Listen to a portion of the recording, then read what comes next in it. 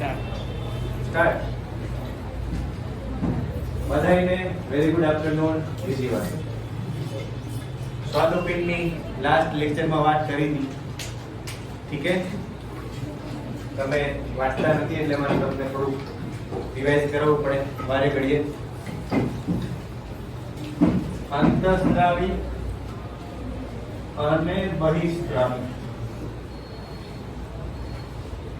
ગ્રંથિ તરીકે ઓળખાય.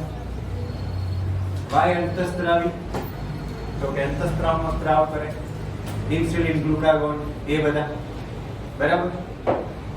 વાય બહિઃસ્ત્રાવી તો કે પાચક રસનો સ્ત્રાવ કરે. કયો પાચક રસ? સ્વાદુ રસ. પતા છે ને? હા, સ્વાદુ રસ.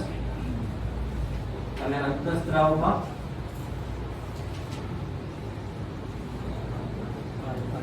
આલ્ફા માંથી ગ્લુકાગોન અને બીજામાંથી इंसुलिन. सबको दिख रहा है? बी है, कौन मना कर रहा है? ओके, ठीक है. ग्लूकागोन અને ઇન્સ્યુલિન આ બે હોર્મોન આલ્ફા અને બીટા કોષ. હવે આલ્ફા અને બીટા કોષ ક્યાંથી આવ્યા? તો કે આલ્ફા અને બીટા કોષ છે એ લેંગરહાન્સના કોષમાંથી કે જે 1 to 2 મિલિયન ની સંખ્યામાં છે ને ઓવરઓલ સ્વાદુપિંડના જે કોષો છે ને 1 થી 2% જ છે. તમને એ ખબર હશે બરાબર. તો લેંગરહાન્સના કોષપુંજમાં આલ્ફા સેલ, બીટા સેલ અને બેટા સેલ આ ત્રણ આવે. ત્રણમાંથી ટેક્સ્ટબુકમાં બે વિશે માહિતી છે. Alpha સેલમાંથી insulin, sorry alpha સેલમાંથી glucagon અને બીટા સેલમાંથી ઇન્સ્યુલિન બરાબર. અને આમાંથી સોમેટોસ્ટેટિન. ઠીક છે, આવો આપણે કાલ વાત કરેલી. ઓકે, ટૂંકમાં બતાવીએ. ગ્લુકાગોન અને ઇન્સ્યુલિન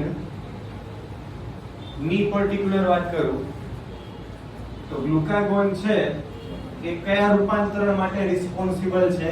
તો કે ગ્લાયકોજનમાંથી ગ્લુકોઝ બનાવવા માટે રિસ્પોન્સિબલ. ગ્લાયકોજનમાંથી શું બનાવે? ગ્લુકોઝ બરાબર. એટલે આપણે એને ગ્લાયકોનિયોલાઇસિસ કહેતા હતા. ગ્લાયકોજનનો લાઇસિસ એટલે વિઘટન કોણ કરાવે? ગ્લુકાગોન. અને અહીંયા ગ્લુકોઝનું પ્રમાણ વધારે ક્યાં? બ્લડમાં ગ્લુકોઝ વધારે. સો આપણે એને હાઇપરગ્લાયસેમિક હોર્મોન કહેતા હતા. યાદ છે કે નથી યાદ? છે. ઇન્સ્યુલિન શું કરે? તો કે ગ્લુકોઝનો વપરાશ કરાવે બરાબર. કોના દ્વારા? તો કે કોષો દ્વારા. ઇન શોર્ટ, બ્લડમાં ગ્લુકોઝનો વપરાશ થવાને લીધે ગ્લુકોઝનું પ્રમાણ કેવું થાય? ઘટાડે. આ કેવું થાય? વધારે. આ ઘટાડે. એટલે આપણે એને શું કહેતા હતા? હાઇપોગ્લાયસેમિક અંતઃસ્ત્રાવ. પતા છે કે નહીં પતા? ઠીક है. ઇન કેસ ઓફ ઇન્સ્યુલિન જો સ્ત્રાવ થતો બંધ થઈ જાય બરાબર, તો ગ્લુકોઝ છે એનો વપરાશ કોષો દ્વારા બંધ થઈ જાય. ગ્લુકોઝ બ્લડની અંદર પડ્યો રહે. જે ઘટવો જોઈએ એ ઘટે નહીં. અને સુગર છે બ્લડની અંદર સ્ટોર થાય. ના ગ્લાયકોજન સ્વરૂપે ના અન્ય સ્વરૂપે. એ જ સ્વરૂપે. કયા સ્વરૂપે? ગ્લુકોઝ સ્વરૂપે. ઠીક है. તો આના લીધે શું થાય? Diabetes mellitus. ડાયાબિટીસ મેલિટસ બરાબર. Sugar level, blood sugar level વધારે આવે એ. ઠીક है. અને આ બે હોર્મોન ઓવરઓલ સ્વાદુપિંડના અંતઃસ્ત્રાવો કેવા છે? પેપ્ટાઇડ અંતઃસ્ત્રાવો છે. બરાબર, ડન. આગળ વાત કરું તો નેક્સ્ટ જનનપિંડ વિશે માહિતી આવશે. જનનપિંડ બોલીએ તો શુક્રપિંડ અને અંડપિંડ. બરાબર, ઓકે. એક કામ કરીશું, એની માહિતી જોડે જોડે લખીને પછી એને આવી જ રીતે શોર્ટમાં સમજીશું, જેથી કંઈ બાકી રહી જાય નહીં. રેડી? તો આપણીની અત્યારે જરૂર નથી, ખાલી નોટપેન કાઢીને જોડે નોટ કરજો. અને હું તમને જે વાંચવાનું કહું છું ને ઘરે તમારે હું જે અત્યારે નોટમાં લખું છું ને એટલું જ વાંચવાનું. ટેક્સ્ટ બુક બેઠું વાંચવાની જરૂર નથી અત્યારે. ખાલી કન્ટેન્ટ ક્લિયર રાખો. બરાબર?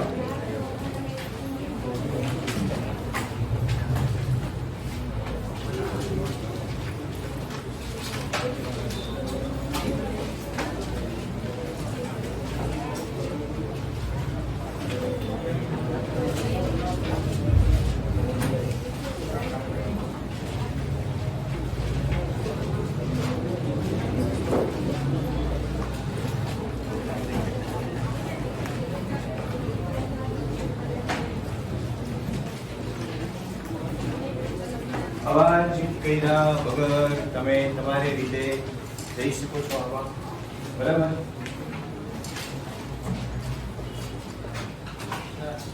બોલો. ઓકે, ઝૂમ કરી દઈએ. ચલો,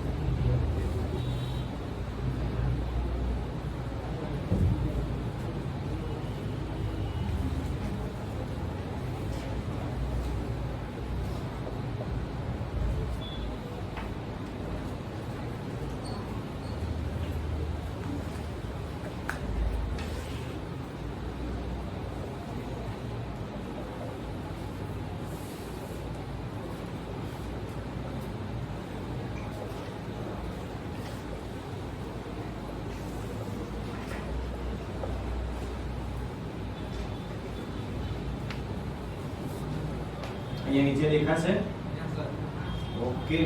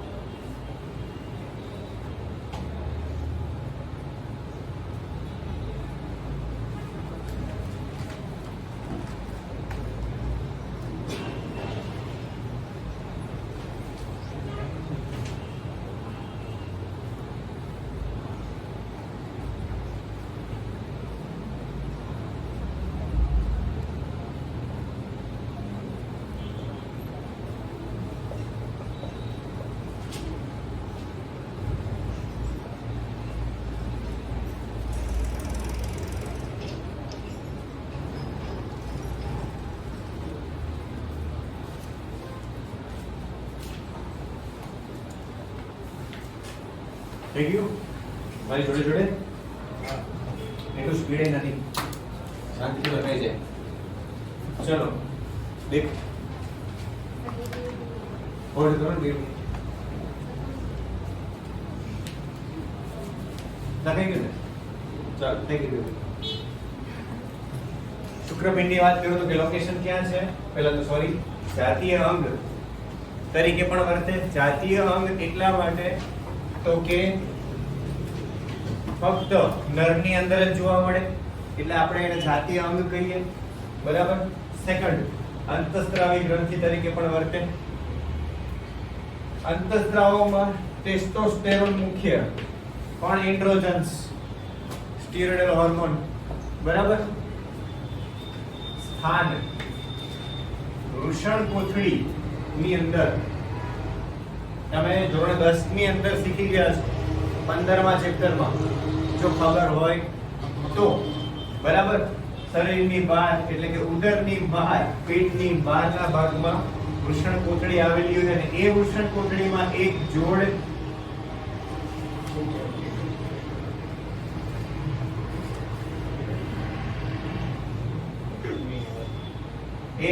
શું આવેલું હોય શુક્રપિંડ આવેલા હોય બરાબર રચના તો કે શુક્રપિંડની અંદર શુક્રોત્પાદક નલિકા અને આધારક મળીને શુક્રપિંડની રચના કરે શુક્રોત્પાદક નલિકા એટલે શુક્રકોષોનું ઉત્પાદન કરતી નલિકા એનું વહન કરતી નલિકા બરાબર વહન કરવા માટે શુક્રવાહિની આવશે આ ઉત્પાદન માટે નલિકા અને આધારક હવે આ આધારક છે એ શેનું બનેલું હોય આંતરાલીય પેશીનું આંતરાલીય પેશી છે શેની બનેલી હોય આંતરાલીય કોષો કોષો વચ્ચે જગ્યા જોવા મળે જેને શું કહેવાય આંતરાલીય અવકાશ આવા કોષોનું બીજું નામ લેડિંગના કોષો જો સિક્વન્સમાં જવાનું છે કઈ અઘરું નથી શુક્રોત્પાદક નલિકા અને આધારક મળીને શું બનાવે શુક્રપિંડની રચના બરાબર આધારક શેનું બનેલું હોય આંતરાલીય પેશી પેશી શેની બને કોષો જોડે પેશી બને ને બરાબર તો આંતરાલીય પેશી બનાવતા કોષો કયા આંતરાલીય કોષોનું બીજું નામ લેડિંગના કોષો એ કોષો વચ્ચે જગ્યા એને શું કહેવાય આંતરાલીય અવકાશ હવે આ જે કોષો છે એ તમારે યાદ એટલા માટે રાખવાના છે કેમ કે આ કોષો દ્વારા અંતઃસ્ત્રાવનો સ્ત્રાવ થાય આપણે દરેક વખતે જોયું સ્વાદુપિંડમાં આલ્ફા સેલ છે બીટા સેલ છે બરાબર કે જેના વડે અંતઃસ્ત્રાવનો સ્ત્રાવ થતો હતો એમ શુક્રપિંડની અંદર આ વસ્તુ યાદ રાખવાની કે કયા કોષો દ્વારા ટેસ્ટોસ્ટેરોનનો સ્ત્રાવ થાય તો કયા કોષો હશે લેડિંગના કોષો આ બહુ ઓછું પૂછાશે આ વધારે પૂછાશે લેડિંગના કોષો કે જે એન્ડ્રોજન્સનો સ્ત્રાવ કરે એન્ડ્રોજન્સ એટલે જાતીય અંતઃસ્ત્રાવનો સમૂહ એને આપણે શું કહીએ છીએ એન્ડ્રોજન્સ કહીએ છીએ આપણામાં એન્ડ્રોજન્સ તરીકે કોણ હોય સોરી નરની અંદર કોણ હોય ટેસ્ટોસ્ટેરોન બરાબર ફિમેલની અંદર અલગ પ્રોજેસ્ટેરોન એસ્ટ્રોજન બરાબર ઓકે એન્ડ્રોજન્સમાં ટેસ્ટોસ્ટેરોન હવે આવશે ટેસ્ટોસ્ટેરોનના કાર્ય કે ભાઈ ટેસ્ટોસ્ટેરોન છે બોડીમાં કેવી રિએક્ટ કરશે તો પહેલા શુક્રપિંડની આસપાસની રચના તો કે એને એકદમ અડીને ગોઠવાયેલ અધિવૃષણ નલિકા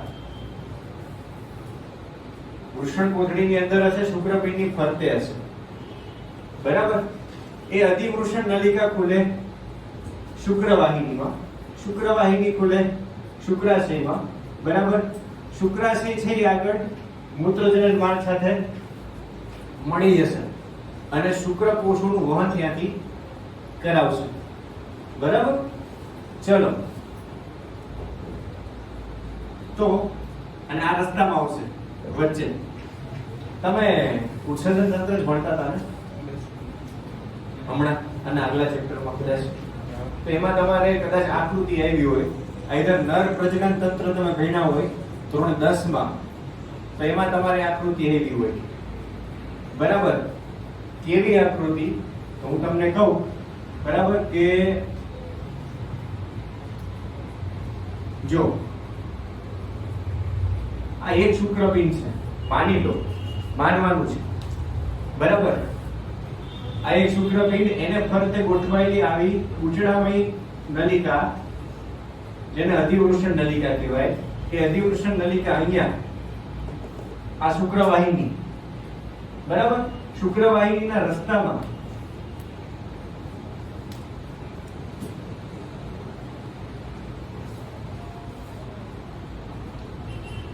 બે બાજુ એક સાઈડ પર પોર્શન જોયેલો છે, બે બાજુ આવી નળી હશે, બે શુક્રપિંડમાંથી નીકળતી, બરાબર. અધિવૃષણ નલિકા, શુક્રવાહિની, શુક્રાશય, બરાબર. પછી અહીંયાથી આ મૂત્રજનન માર્ગ વચ્ચે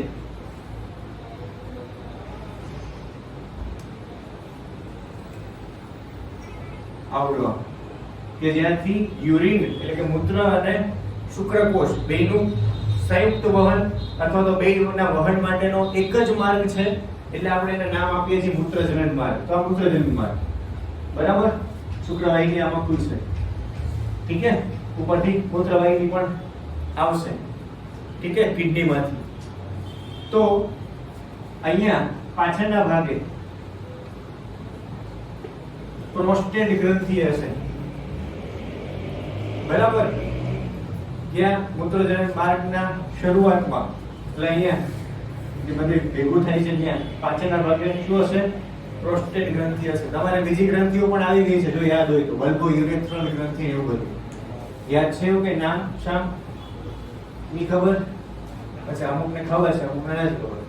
તો આવી રીતની કઈક રચના કે જે શુક્રપિંડની આસપાસની રચનાઓ છે, એ બધી જ રચનાઓના વિકાસ, પરિપક્વતા અને કાર્યોનું નિયમન કોણ કરે?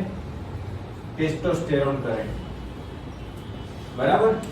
ચલો, સ્નાયુ વૃદ્ધિ. હવે સ્નાયુ વૃદ્ધિ એટલે બોડી બિલ્ડિંગ ની વાત થઈ રહી છે અહીંયા, બરાબર. Like muscle growth. Muscle growth નરની અંદર કોના લીધે હોય? તો કે ટેસ્ટોસ્ટેરોનના લીધે હોય. સ્નાયુઓ મજબૂત હોય, સ્નાયુઓ બનતા હોય, એ ટોટલી ડિપેન્ડ કરે કેટલો શરીરમાં ટેસ્ટોસ્ટેરોન ઉત્પન્ન થાય છે. કેમ કે જેટલો ટેસ્ટોસ્ટેરોન વધારે પ્રોડક્ટ થાય બોડીમાં, એટલા જ બાંધો કેવો બને? મજબૂત બને. છોકરાવાની વાત થઈ રહી છે, બરાબર. એટલું જ મસલ ગ્રોથ કેવો થાય? વધારે થાય. મસલ ડેવલપ વધારે થાય, બરાબર. લોકો શિયાળો આવે એટલે કસરત કરે ને એ બધું કરે, બરાબર. તો એ વસ્તુ છે, અને એ વસ્તુના પરિણામે આનું કાર્યથી યુટિલાઇઝ થતું હોય, બરાબર. દરેક નર્વના અંદર આ બનતો તો હોય જ, પણ યુટિલાઇઝ થાય ન થાય એ એમની જીવનશૈલી ઉપર ડિપેન્ડ કરે, બરાબર. ચલો, સ્નાયુ વૃદ્ધિ, ઘેરો અવાજ, ભારે અવાજ માટે રિસ્પોન્સિબલ છોકરાઓના શરીર પર વાળ, કોમન લક્ષણ છે, જાતીય લક્ષણ, બરાબર. શુક્રકોષ જનનને ઉત્તેજે, એટલે શુક્રકોષોના ઉત્પાદન માટે પણ આ જવાબદાર છે કે જેટલો ટેસ્ટોસ્ટેરોન વધારે એટલા જ શુક્રકોષની માત્રા પણ કેવી? વધારે. જોજો, સ્નાયુ વૃદ્ધિ ખબર પડી? સેમ એજ શુક્રકોષ જનન, એટલે શુક્રકોષ બનાવવાની પ્રક્રિયા, શુક્રકોષનું ઉત્પાદન કરવાની પ્રક્રિયાને પણ આ વસ્તુ ઉત્તેજે. મધ્યસ્થ ચેતાતંત્ર, સેન્ટ્રલ નર્વસ સિસ્ટમ, નામ સાંભળ્યું હોય તો, બરાબર. એ ચેતાતંત્ર ઉપર અસર કરે અને શું કરે? નર જાતીય વર્તણૂક પર અસર કરે. એટલે છોકરાઓના જે સામાન્ય લક્ષણો હોય, જાતીય લક્ષણો, બરાબર, એવા જાતીય લક્ષણો પ્રેરવા માટે આ વસ્તુ મધ્યસ્થ ચેતાતંત્ર સાથે સંકળાયેલી હોય, બરાબર. સંવેદનાઓ છે, ભાવનાઓ છે, લાગણીઓ છે, બરાબર, એ બધું કંટ્રોલ થતું હોય ક્યાંથી? મધ્યસ્થ ચેતાતંત્રમાંથી, બરાબર. એનો અને જાતીય લક્ષણ નું કોમ્બિનેશન નું ઇન્ટરેક્શન કરવા માટે પણ આ ટેસ્ટોસ્ટેરોન છે રિસ્પોન્સિબલ છે, બરાબર.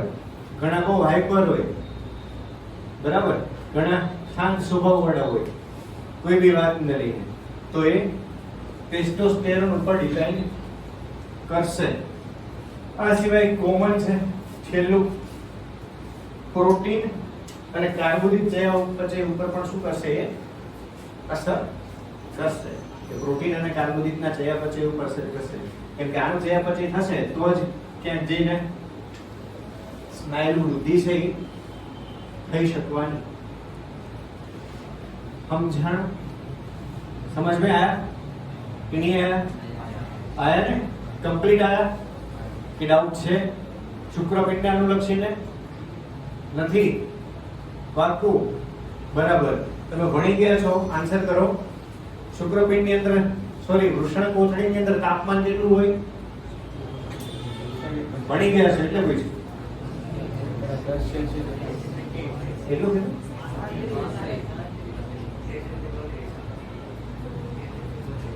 બરાબર. પછી 35 બરાબર. પછી આ બાજુથી કોઈ આન્સર કરશે નહીં?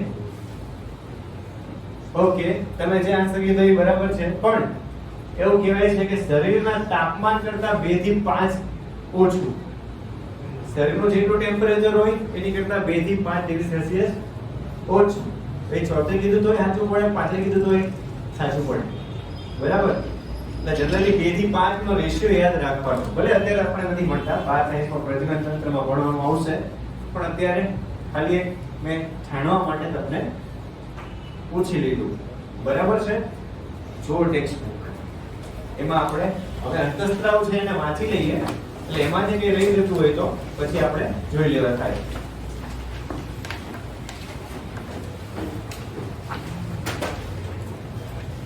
નરમાં એક જોડ શુક્રપિંડ વૃષણ કોથળી ઉદરની બહારમાં સ્વતંત્ર રીતે આવેલા હોય. શું આકૃતિ આપી છે?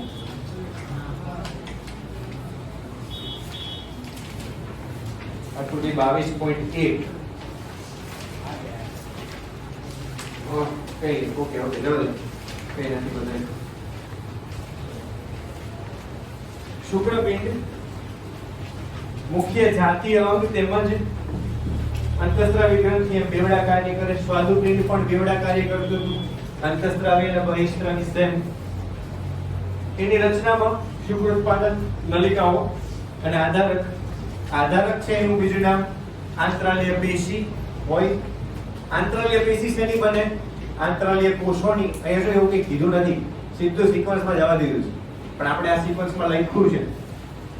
આંતરાલીય પેશી શેની બનેલી હોય? આંતરાલીય કોષો. આંતરાલીય કોષો એટલે સ્ત્રાવ કરે, બધું લાઈનમાં જ આવશે. લેડિંગના કોષો અથવા તો આંતરાલીય કોષો, એટલે આપણે કીધું આંતરાલીય કોષો બીજું નામ લેડિંગના કોષો. એટલે બોમ્બ નહીં ખોલાવી.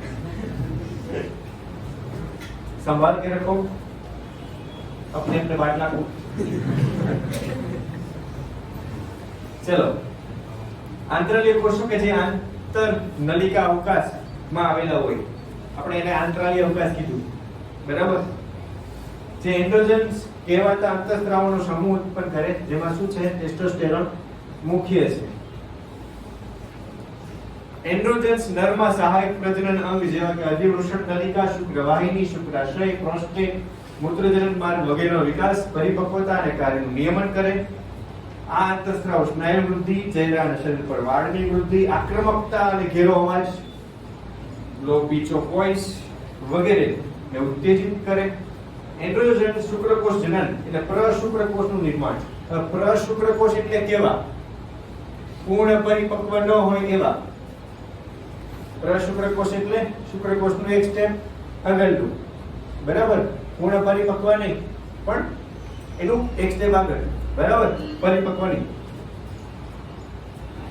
એન્ડ્રોજન્સ મધ્યસ્થ ચેતાતંત્ર ઉપર અસર કરે અને નર જાતીય વર્તણૂક પર પ્રભાવ પાડે. અમે તમને આખું લોજિક સમજાવ્યું. બરાબર. આ અંતઃસ્ત્રાવ પ્રોટીન અને કાર્બોદિતના ચયાપચય પર ચય અસર દર્શાવે. એ મેં લખવાનું રહી ગયું છે અહીંયા. ચયાપચય લખ્યું છે ને, એમાં કઈ ઇફેક્ટ આપશે? ચય અસર આપશે. વિઘટન નહીં, સંશ્લેષણની અસર આપશે અહીંયા પ્રોટીન અને કાર્બોદિત માટે. ઠીક છે? દેખી લો. બરાબર. કે ડાઉટ લાગે તો પૂછી લો.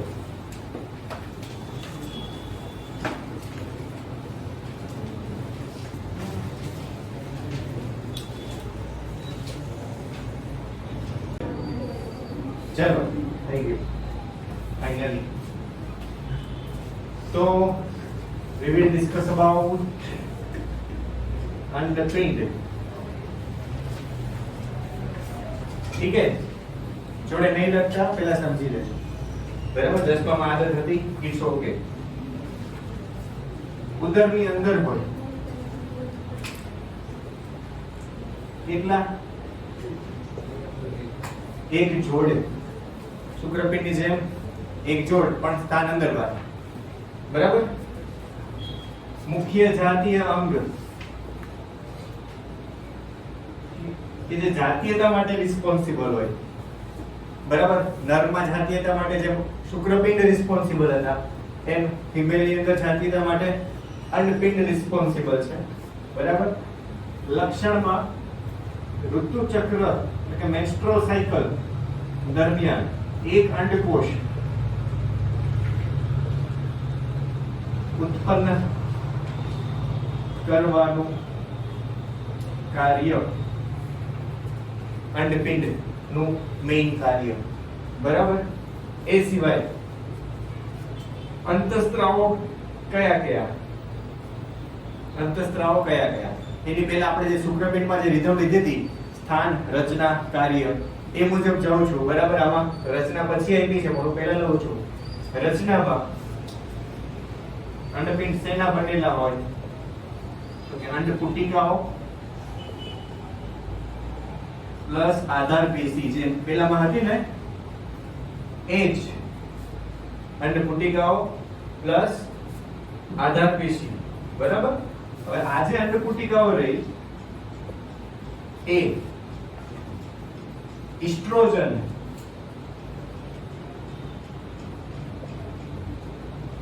નો સ્ત્રાવ કરે. બરાબર.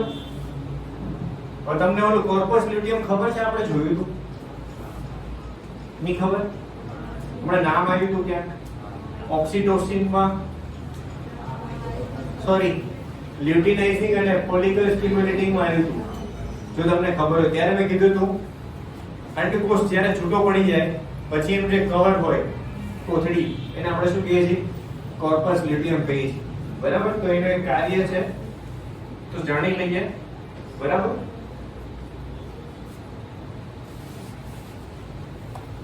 અંડપુટિકા કોનો સ્ત્રાવ કરે? ઇસ્ટ્રોજનનો. અંડપાત બાદ જોવા મળતી રચના કઈ છે?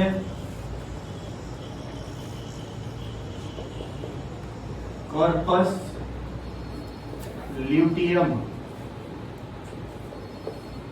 કોનો સ્ત્રાવ કરે? બાકી કયો રહ્યો? પ્રોજેસ્ટેરોન. જો બે અંતઃસ્ત્રાવ અલગ અલગ જગ્યાએથી નીકળે છે, યાદ રાખવું. અંડપુટિકામાંથી કયો નીકળશે? ઇસ્ટ્રોજન. અને કોર્પસ લ્યુટિયમ માંથી કયો નીકળશે? પ્રોજેસ્ટેરોન. કોર્પસ લ્યુટિયમ કયો છે? અંડપાત પછી જોવા મળતી રચના. ઠીક છે. હવે આટલી વસ્તુ એની રચનામાં આવે છે. ફરીથી રિપીટ કરું છું ઉતાવળમાંથી હોય તો. ઉદરની અંદર એક જોડ વ્યવસ્થિત ગોઠવાયેલા જાતીય અંગ, ફિમેલની અંદર મુખ્ય, ઋતુચક્ર દરમિયાન એક અંડકોષ ઉત્પન્ન કરવાનું કાર્ય અંડપિંડ દ્વારા થાય. વ્યવસ્થિત વેલ મેનેજ દર 28 દિવસે. રચનામાં અંડપુટિકાઓ અને આધાર પેશી. અંડપુટિકાઓ છે એ તમને ખબર છે સ્ત્રીની અંદર જન્મતાની સાથે હજારો અંડપુટિકાઓ હોય, પણ એનો પરિપક્વ થવાનો સમયગાળો કેવો હોય? અલગ હોય. આપણે કહીએ ભાઈ 12-13 વર્ષે અથવા 12-14 વર્ષે અંડપુટિકાઓ દર 28 દિવસે પરિપક્વ થવાનું શરૂ થાય. અંડપુટિકાઓમાંથી શું બને? અંડકોષ બને. ને આપણે કીધેલું લોજિક જે તે અંડપુટિકાઓ તો હોય જ.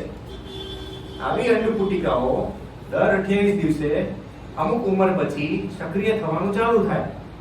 હવે આવી અંડપુટિકાઓ જ્યાં સુધી શરીરમાં છે ત્યાં સુધી મેન્સ્ટ્રુઅલ સાયકલ ચાલશે.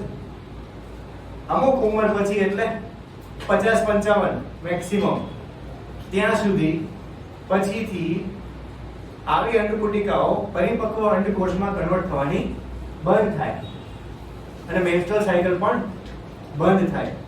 એ તબક્કાને શું કહેવાય? ભણી ગયા છો ને? મેનોપોઝલ કહેવાય.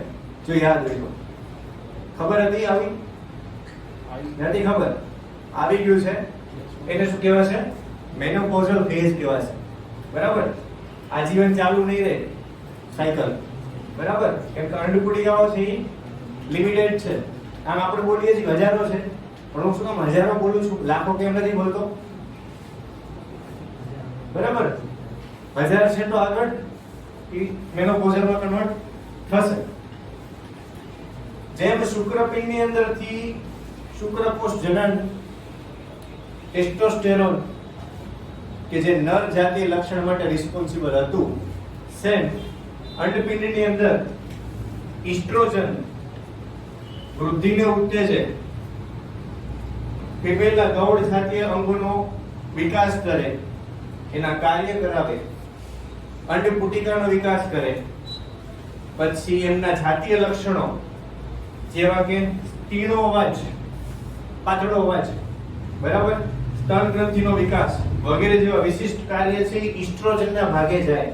જોજો 2 માર્કમાં સેપરેટ પૂછાશે. ઈસ્ટ્રોજનના કાર્ય લખો અને 2 માર્કમાં એ પણ પૂછાશે કે પ્રોજેસ્ટેરોનના કાર્ય લખો. ઈસ્ટ્રોજનના કાર્ય મેઇન જાતીય અંગોનો વિકાસ કરવાનું છે. બરાબર? અવાજ છે, સ્તન ગ્રંથિનો વિકાસ ને એ બધું. અને માદા જાતીય વર્તણૂકનું પણ નિયમન કરે, એટલે બિહેવિયર સંબંધિત. બરાબર? એટલે એક છોકરી તરીકેનો સ્વભાવમાં પણ આ ઈસ્ટ્રોજન એવા ભાગ ભજવશે.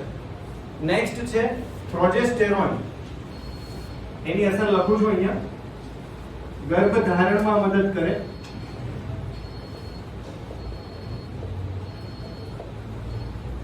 એ સિવાય છે ગર્ભધારણમાં મદદ કરે એટલે ગર્ભધારણ પછી સ્તન ગ્રંથિઓ પર અસર કરે અને આપણે શું કીધું કે ગર્ભધારણ થઈ જાય પછી સ્તન ગ્રંથિમાં દૂધનો સંગ્રહ કરતી રચના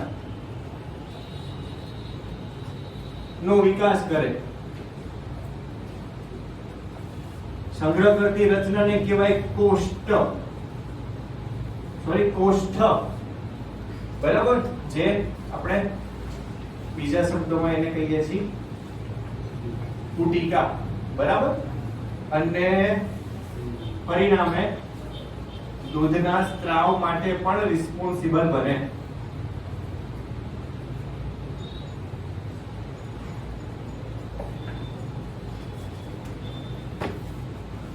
અંડપિંડની ફરી એકવાર વાત કરું.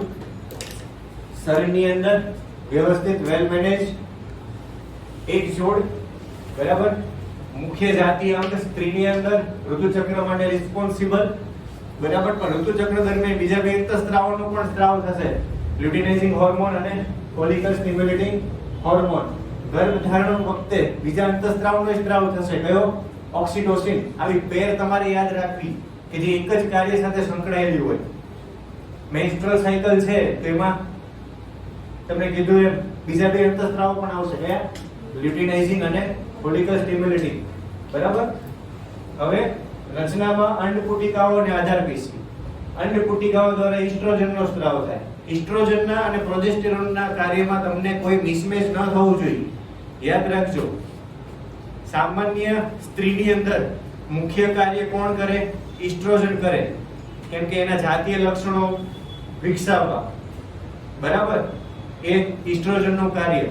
પરંતુ પ્રેગ્નન્સી પછી કોનો સ્ત્રાવ વધે? પ્રોજેસ્ટેરોનનો સ્ત્રાવ વધે, કે જે પ્રેગ્નન્સી દરમિયાન થતા ફેરફારો સ્ત્રીની અંદર પ્રેરે, લાઈક સ્તન ગ્રંથિનો વિકાસ છે અને કોષ્ઠનો વિકાસ, કે જે આગળ જતા દૂધનો સ્ત્રાવ કરાવે. એટલે આમાં તમારે ક્યાંય મેચિંગ ન થવું જોઈએ. એવું ના થાય કે સર આપણે કહેવાય મિક્સ થઈ જાય છે, એવું ન થાય. જોજો, આ આખું પ્રેગ્નન્સી બેઝ છે પ્રોજેસ્ટેરોન, અને આ આખું કેવું છે? નોર્મલ રૂટીન એમનું બોડી હોય સ્ત્રીનું, એના બેઝ ઉપર. બરાબર? છોકરાઓની અંદર એક જ વસ્તુ આવે, સિમ્પલ બોડી મિકેનિઝમ. એટલે આપણે એક જ અંતઃસ્ત્રાવ છે, કયો? ટેસ્ટોસ્ટેરોન. એટલે એમાં તો કઈ મિક્સ થાય નહીં. પણ આમાં પ્રેગ્નન્સી પહેલાનું અને પ્રેગ્નન્સી પછીનું બે કેવું છે? સેપરેટ છે. એટલે યાદ રાખવાનું અંડપાદ બાદ જોવા મળતી રચના કઈ કોર્પસ લ્યુટિયમ. કોર્પસ લ્યુટિયમમાંથી કયો રક્તસ્રાવ પ્રોજેસ્ટેરોન. એના કાર્યમાં મેં તમને વાત કરી. ઠીક છે, ચલો જોઈ લો ટેક્સ્ટબુકમાં. ટેક્સ્ટબુક બધી જ ભણેલું છે એટલે કે લાઈન બાકી રહી નથી. બરાબર.